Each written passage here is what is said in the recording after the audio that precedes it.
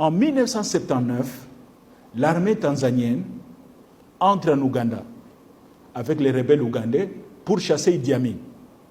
Idi Amin Dada est chassé du pouvoir. On remet au pouvoir un ancien président qui s'appelle Milton Obote en 79.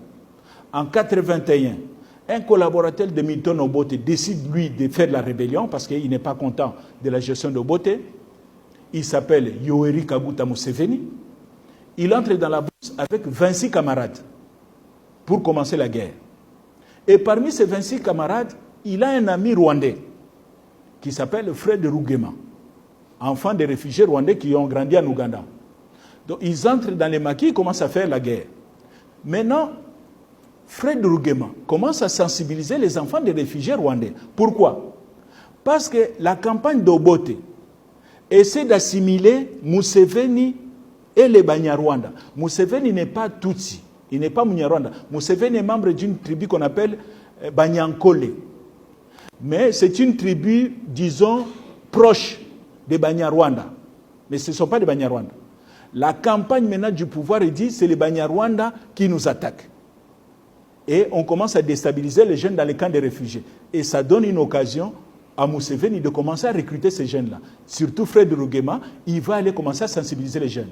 C'est ainsi que Fred Rugema va recruter un jeune garçon réfugié rwandais au nom de Paul Kagame pour l'amener dans la rébellion. Le petit frère de Museveni, qui s'appelle Salim Saleh, va recruter un jeune qu'il avait connu au niveau de... Je crois qu'ils étaient dans une même école. Le petit s'appelle James Kabarebe. Salim Saleh l'amène dans la rébellion. Le mouvement de Museveni s'appelle NRM, National Resistance Movement, avec leur armée, NRA, National Resistance Army.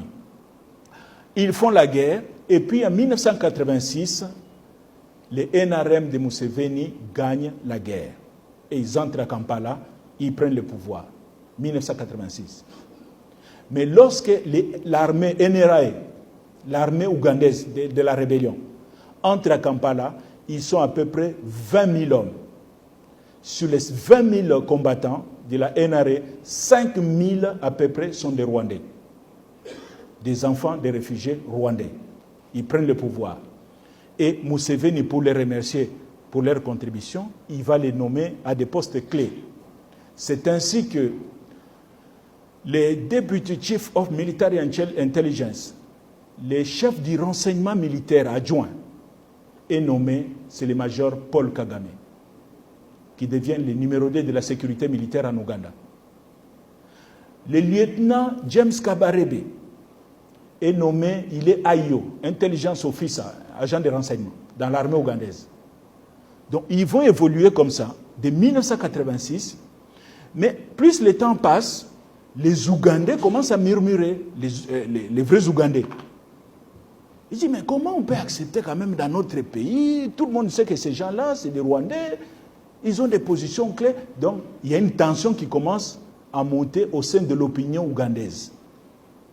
Museveni dit, ça m'amènera des problèmes, ça. Il faut que je me débarrasse de mes alliés qui deviennent encombrants.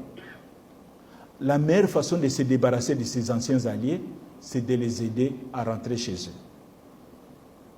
Et c'est ainsi qu'ils vont créer, Fred Rugema va créer une structure politique qui va appeler FPR, Fonds patriotique rwandais, avec une branche armée qui s'appelle APR, Armée patriotique rwandaise. Et le 1er octobre 1990, avec soi-disant des équipements volés à l'armée ougandaise, Museveni a dit, oui, ils ont volé. En réalité, on sait que Museveni avait fermé les yeux.